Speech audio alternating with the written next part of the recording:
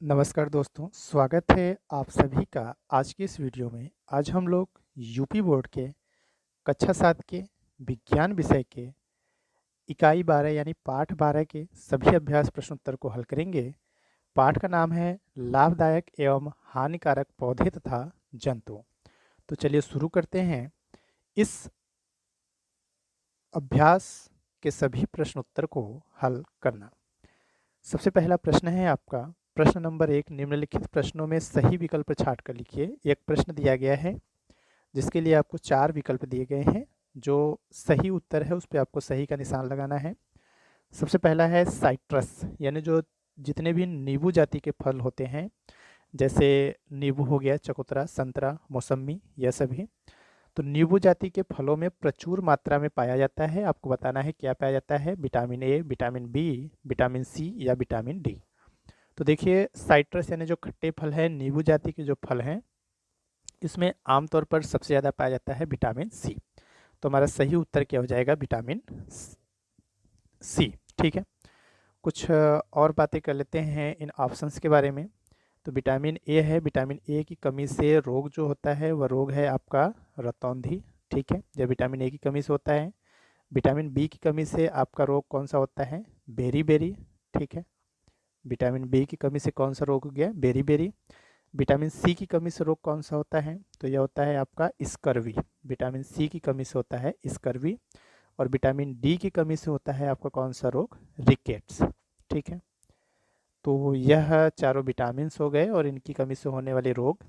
Vitamin A की कमी से रतौंधी, विटामिन बी की कमी से बेरी बेरी, विटामिन सी की कमी से स्कर्वी और विटामिन डी की कमी से रिकेट्स। ठीक है, चलिए अगले प्रश्न पे चलते हैं। प्रश्न ख है आपका, मलेरिया की दवा किस पौधे से प्राप्त होती है? तो मलेरिया की जो दवा होती है आपको बताना है किस पौधे से प्राप्त होती है। नीम से, सिनकोना से, कपास से या सर्पगंधा से। तो मलेरिया की दवा प्राप्त होती है सिनकोना नामक पौधे से। ठीक है, तो हमारा सही उत्तर हो जाएगा सिनकोना। और बात करते हैं मलेरिया फैलता किससे है। तो जो मलेरिया होता है वह आपका मादा एनाफिलीज नामक मच्छर के काटने से होता है। कौन से मच्छर के काटने से? मादा एनाफिलीज।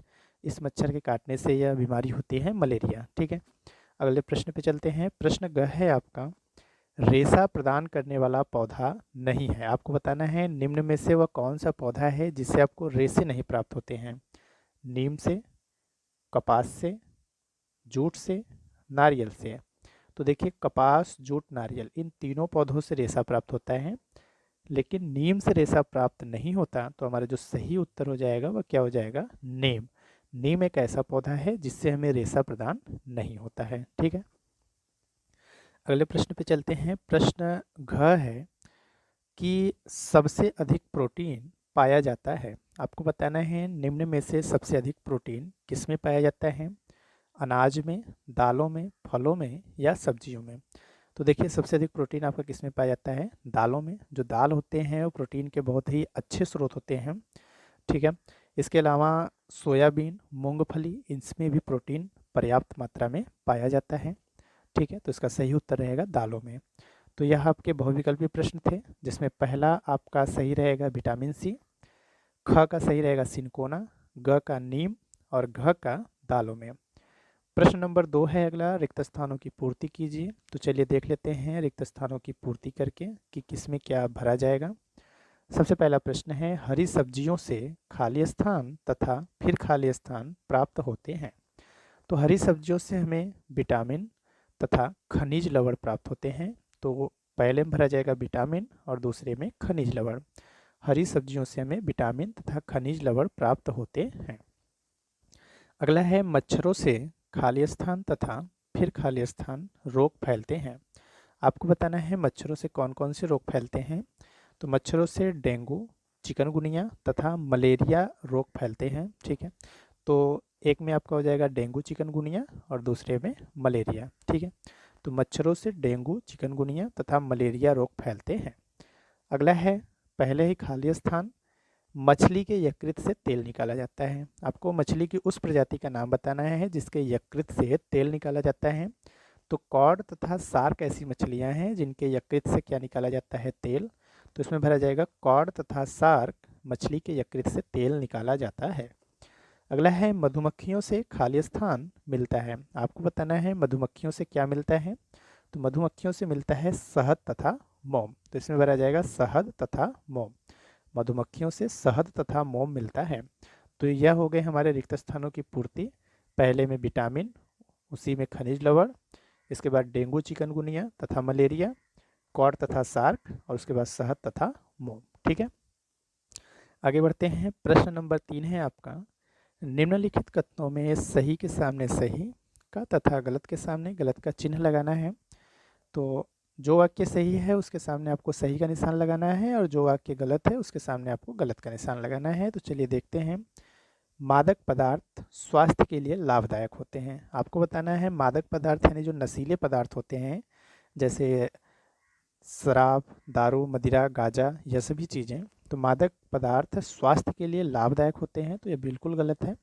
जो मादक पदार्थ होते हैं वो स्वास्थ्य के लिए अत्यंत हानिकारक होते हैं। हमें खुद भी इनसे दूर रहना चाहिए और अपने आस पड़ोस के लोगों को भी इनसे दूर रहने का सुझाव देना चाहिए। ठीक है, तो मादक पदार्थ स्वास्थ्य के लिए लाभदायक होते हैं, यह बिल्कुल गलत है क्योंकि यह सभी हानिकारक होते हैं। इसके बाद है रेशम के कीड़े शहतूत के पेड़ पर पाले जाते हैं। यह बिल्कुल सही है। रेशम के जो कीड़े रहते हैं वे शहतूत के पेड़ पर पाले जाते हैं। तो यह हमारा क्या रहेगा, सही रहेगा।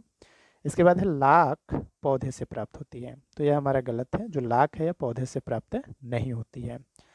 अगला है कुत्ता घर की चौकीदारी करता है। बिल्कुल, यह बिल्कुल सही है। कुत्ता जो होता है वह घर की चौकीदारी का काम करता है, हमारे घरों की सुरक्षा का कार्य करता है। तो यह हमारा सही रहेगा। अगला है सभी जंतु तथा पौधे लाभदायक होते हैं। ऐसा बिल्कुल नहीं है। कुछ जंतु लाभदायक होते हैं तो कुछ जंतु हानिकारक होते हैं। उसी तरह से कुछ पौधे लाभदायक होते हैं तो कुछ पौधे हानिकारक होते हैं। तो इसलिए हमारा क्या रहेगा, गलत रहेगा। तो यह हो गया आपका सही गलत, जिसमें पहला गलत, दूसरा सही, तीसरा गलत, चौथा सही और पांचवा गलत। ठीक है, आगे बढ़ते हैं। प्रश्न नंबर 4 है आपका। अब प्रश्नोत्तर शुरू हो रहे हैं। तो प्रश्न है, हल्दी का प्रयोग खाने में करते हैं, इसका उपयोग और कहाँ किया जाता है? ठीक है, आपको बताना है हल्दी का प्रयोग खाने में करते हैं तो इसका उपयोग और कहाँ किया जाता है। तो चलिए उत्तर देखते हैं। हल्दी का प्रयोग खाने के अलावा औषधियों और सौंदर्य प्रसाधनों के निर्माण में किया जाता है। ठीक है, हल्दी का प्रयोग खाने के अलावा औषधियों और सौंदर्य प्रसाधनों के निर्माण में किया जाता है तथा शादी विवाह, कपड़ों को रंगने आदि में भी इसका इस्तेमाल किया जाता है। ठीक है, तो यह हो गया हमारा प्रश्न नंबर 4 का उत्तर। हल्दी का प्रयोग खाने के अलावा औषधियों और सौंदर्य प्रसाधनों के निर्माण में किया जाता है तथा शादी विवाह, कपड़ों को रंगने आदि में किया जाता है। ठीक है, अगले प्रश्न पे चलते हैं। प्रश्न नंबर 5 है, किन्हीं दो हानिकारक पौधों तथा जंतुओं के नाम लिखिए, वे हमें किस प्रकार हानि पहुंचाते हैं। ठीक है, तो चलिए देख लेते हैं इसका उत्तर। सबसे पहले हम देखेंगे हानिकारक पौधों के बारे में। तो हानिकारक पौधों में एक हो गया भांग और दूसरा हो गया कवक।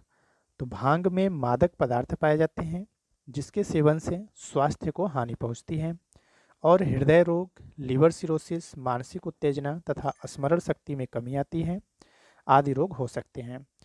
कवक से मनुष्यों में दाद, खाज व गंजापन की बीमारी हो सकती है। तो यह तो दो पौधे थे जिनके द्वारा हमें क्या होता है, हानि पहुंचती है। अब हमें दो जंतुओं के भी नाम देखने हैं जो हमें हानि पहुंचाते हैं। तो चलिए वह देख लेते हैं। दो जंतु हानिकारक। तो हानिकारक जंतु सांप हो गया, टिड्डी। कुछ सांप विषैले होते हैं जिनके काटने से प्राणियों की मृत्यु हो सकती है। टिड्डियां करोड़ों की संख्या में दल बनाकर फसलों पर हमला करती हैं और सारी की सारी फसल चट कर जाती हैं। कभी कभी टिड्डियों का हमला भी अकाल का कारण बन सकता है। तो यह दो पौधे हानिकारक और दो जंतु हानिकारक हो गए। ठीक है, तो अगर आप चाहें तो यह उत्तर लिख सकते हैं। अगर आपको यह उत्तर थोड़ा बड़ा लिखे तो उसके लिए आप अथवा करके यह वाला उत्तर है, ठीक है, इसको आप हेडिंग करके लिख सकते हैं, जो कि आपको याद करने में थोड़ा आसानी रहेगी। तो प्रश्न 5 के उत्तर के लिए हानिकारक पौधों के अंतर्गत पहला गाजर घास। और हानि कैसे करता है, तो गाजर घास को छू जाने पर त्वचा में खुजली उत्पन्न हो जाती है। अगला है मदार। मदार जिसको हम आक भी बोलते हैं, इसका दूध जहरीला होता है। हानिकारक जंतु के अंतर्गत बर्रे, मधुमक्खी तथा बिच्छू है। बर्रे, मधुमक्खी और बिच्छू के डंक का अनुभव बहुत कटु यानी कड़वा होता है। और टिड्डियाँ पौधों की पत्तियाँ और कोपल तनों को खाती हैं और नुकसान पहुंचाती हैं। तो यह हानिकारक पौधे और हानिकारक जंतु हो गए जो हमारे लिए क्या होते हैं, नुकसानदायक होते हैं। ठीक है, तो आप यह भी लिख सकते हैं। अगले प्रश्न पर चलते हैं। प्रश्न नंबर 6 है, नीम अत्यधिक लाभदायक वृक्ष है। ठीक है, उसके विभिन्न भागों के उपयोग क्या हैं, लिखिए। तो देखिए, पहला उत्तर इसका जो है यह काफ़ी बड़ा है। चूँकि यह जानकारी के लिए ज़रूरी है इसलिए इसको दिया गया है। आप इसके जगह पे इसके बाद जो अथवा करके दिया गया है उसको भी याद करके काम चला सकते हैं, वह ज़्यादा अच्छा रहेगा। लेकिन जानकारी के लिए इसको भी एक बार ज़रूर देखिएगा। तो चलिए देखते हैं क्या है। नीम में एंटीसेप्टिक और एंटीऑक्सीडेंट गुण पाए जाते हैं। नीम के पेड़ के विभिन्न भागों को आयुर्वेदिक औषधि के रूप में इस्तेमाल किया जाता है। नीम के पेड़ के सभी भाग जैसे पत्ते, फूल, बीज, फल, जड़ और छाल सूजन, संक्रमण, बुखार, त्वचा रोग और दंत चिकित्सा विकारों के इलाज के लिए पारंपरिक रूप से इस्तेमाल किए जाते हैं। नीम की पत्ती और हल्दी का लेप सभी प्रकार के चर्म रोग जैसे दाद, एक्जिमा और खुजली का इलाज करने में मदद करता है। इसका प्रयोग प्रतिरक्षा प्रणाली को बढ़ावा देने के लिए, रक्त को शुद्ध करने के लिए और पाचन तंत्र को मजबूत बनाने के लिए किया जाता है। नीम का तेल व बीज कुष्ठ रोग और पेट के कीड़े के उपचार के लिए किया जाता है। नीम के बीज और पत्ते मलेरिया रोग के उपचार में भी सहायक होते हैं। नीम के फल फूल का प्रयोग पित्त को कम करने, कफ, बवासीर, मूत्र विकार, नाक से खून बहना, नेत्र रोग, घाव, कुष्ठ रोग और पेट के कीड़े के इलाज के लिए किया जाता है। नीम की छाल का प्रयोग पेट और आँखों में अल्सर, त्वचा रोग, दर्द और बुखार में भी किया जाता है। तो यह नीम के जितने भी औषधीय गुण थे वह आपको लिख दिया गया है। हालांकि यह याद करना बहुत मुश्किल है, इसलिए आप इसको केवल जानकारी के लिए देखिए। याद करने के लिए आप इसको याद कर सकते हैं जो कि बहुत ही आसान है क्योंकि इसको टॉपिक वाइज करके दिया गया है। तो चलिए देखते हैं इसको। नीम के विभिन्न भागों के उपयोग, यह हेडिंग हो गया। पहला, नीम की छाल का प्रयोग चर्म रोगों और घावों के निवारण में सहायक है। दूसरा, नीम की दातुन करने से दांत एवं मसूड़े स्वस्थ रहते हैं। तीसरा, नीम की पत्तियां चबाने से रक्त साफ होता है तथा त्वचा विकार रहित और कांतिवान होती है। चौथा, निम्बोली, जो नीम का छोटा सा फल होता है, गांव में नीम कौड़ी बोलते हैं, से निकाले गए तेल का प्रयोग शरीर के लिए अच्छा रहता है। तो आप उसकी जगह यह प्रश्न उत्तर लिख सकते हैं प्रश्न नंबर 6 के उत्तर के रूप में। ठीक है, जो कि बहुत ही छोटा और आसान से है, याद करना भी इसको ज़्यादा मुश्किल नहीं है। ठीक है, तो यह हो गया, इसको आप लिख कर याद कर लीजिएगा। आगे बढ़ते हैं अगले प्रश्न पे। प्रश्न नंबर 7 है, रेशम के कीड़े से रेशम कैसे प्राप्त किया जाता है। तो प्रश्न का उत्तर देखते हैं कि रेशम के कीड़े से रेशम कैसे प्राप्त किया जाता है। तो उत्तर है, रेशम के कीटों में एक विशेष ग्रंथि होती है जिसे रेशम ग्रंथि कहते हैं। इस ग्रंथि से अत्यंत महीन लसदार पदार्थ निकलता है जिसको रेशम कीट का लार्वा या इल्ली कहते हैं। तो रेशम कीट का लार्वा या इल्ली अपने शरीर के चारों ओर लपेटकर गेंद जैसी संरचना बना लेता है और अब तक लार्वा प्यूपा में बदल चुका होता है। इस प्यूपा के चारों ओर लिपटी गेंद जैसी संरचना कोया या कोकून कहलाती है। हवा के संपर्क में यही लसदार पदार्थ सूख कर रेशम बन जाता है। ठीक है, तो यह प्रक्रिया हो गई रेशम के कीड़े से रेशम कैसे प्राप्त किया जाता है। आप इसकी जगह पर भी यह वाला प्रश्न लिख सकते हैं जिसमें कुछ अच्छी चीज़ें दी गई हैं। तो चलिए देख लेते हैं इसको भी। दोनों में से कोई भी एक ही लिखना है आपको। रेशम प्राप्त करने के लिए प्यूपा से वयस्क कीट बनने से पहले ही कोकून को एकत्रित करके उन्हें उबलते पानी में 950 से 970 डिग्री सेल्सियस तक लगभग 10 से 15 मिनट के लिए डाल दिया जाता है। इससे कोकून के चारों ओर लिपटे रेशों के बीच का चिपचिपा पदार्थ घुल जाता है और रेशम के रेशे पृथक यानी अलग हो जाते हैं। इस प्रकार प्राप्त रेशम अधिक लंबे एवं उच्च कोटि के होते हैं। रेशम कीड़े के एक कोकून यानी कोया से 700 से 1000 मीटर लंबी रेशमी धागा निकलता है। ठीक है, तो आप यह लिख सकते हैं कि रेशम के कीड़े से रेशम कैसे प्राप्त किया जाता है। ठीक है, अगला प्रश्न है प्रश्न नंबर 8, किन्हीं 5 लाभदायक पौधों तथा जंतुओं के नाम लिखिए तथा बताइए कि वे हमारे लिए किस प्रकार उपयोगी हैं। ठीक है, तो चलिए देखते हैं 5 लाभदायक पौधों तथा जंतु के नाम और वे हमारे लिए किस प्रकार उपयोगी हैं। तो 5 लाभदायक पौधा, आम, कपास, नीम, तुलसी, सागौन। इन पौधों से हमें क्रमशः फल, ईंधन, रेशे, औषधियाँ और इमारती लकड़ियाँ प्राप्त होती हैं। यानी आम से फल, कपास से ईंधन, ठीक है। इसी तरह से कपास से रेशे हो गए, नीम से औषधि हो गई, ठीक है, तुलसी हो गया, और इसी तरह से सागौन से इमारती लकड़ियाँ आदि प्राप्त होती हैं, ठीक है। आगे है 5 लाभदायक जंतु। तो गाय, भैंस, बकरी, मधुमक्खी, रेशम, इन जंतुओं से हमें क्रमशः दूध, मांस, शहद, दवाइयाँ और तंतु प्राप्त होते हैं, ठीक है। जैसे गाय से हमें दूध हो गया, इसी तरह से भैंस से दूध या मांस हो गया, बकरी से भी मांस हो गया, ठीक है, मधुमक्खी से शहद हो गया, रेशम से हो गया आपका तंतु प्राप्त होता है, मधुमक्खी से दवाइयाँ भी प्राप्त होती हैं। तो यह चीज़ें हो गई, ठीक है। अगला प्रश्न है प्रश्न नंबर 9, जंतु हमारे लिए लाभदायक हैं, इस कथन की पुष्टि कीजिए। आपको बताना है कि जंतु हमारे लिए लाभदायक किस प्रकार से होते हैं, ठीक है। तो चलिए उत्तर देख लेते हैं इसके कि जंतु हमारे लिए लाभदायक किस प्रकार होते हैं। जंतु हमारे लिए बहुत लाभदायक हैं। इनसे हमें अनेक उपयोगी वस्तुएं प्राप्त होती हैं। भोजन, वस्त्र, कृषि कार्य, घर की सुरक्षा आदि के लिए जंतुओं को पाला जाता है। जैसे गाय, भैंस, बकरी से हमें दूध मिलता है, भेड़, बकरी तथा मुर्गे से मांस मिलता है, मुर्गे, बत्तख से अंडे भी मिलते हैं, मधुमक्खी के छत्तों से हमें शहद व मोम मिलता है। इसी प्रकार जलीय जीवों से, मछलियों से भी हमें खाद्य पदार्थ मिलता है। रेशम से हमें वस्त्र बनाने के लिए रेशा प्राप्त होता है।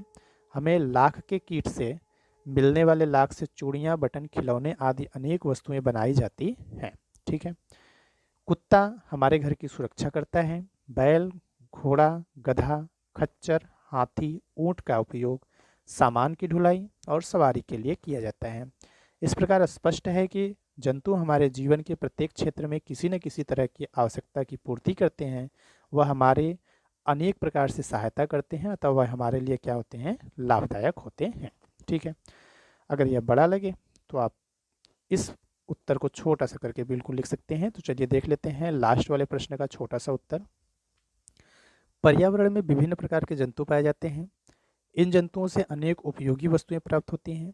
भोजन, वस्त्र, परिवहन, कृषि कार्य, घर की सुरक्षा आदि के लिए जंतुओं को पाला जाता है। जैसे मधुमक्खी, भेड़, बकरी, गाय, भैंस, बैल, हाथी, कुत्ता आदि, ठीक है। तो यह इस अभ्यास के सभी प्रश्न उत्तर हो गए, ठीक है। वीडियो अच्छी लगी हो तो लाइक कीजिएगा, दोस्तों के साथ शेयर कीजिएगा, और इसी प्रकार के सभी प्रश्न उत्तर को पाने के लिए चैनल को सब्सक्राइब जरूर कीजिएगा। धन्यवाद। आपका दिन शुभ।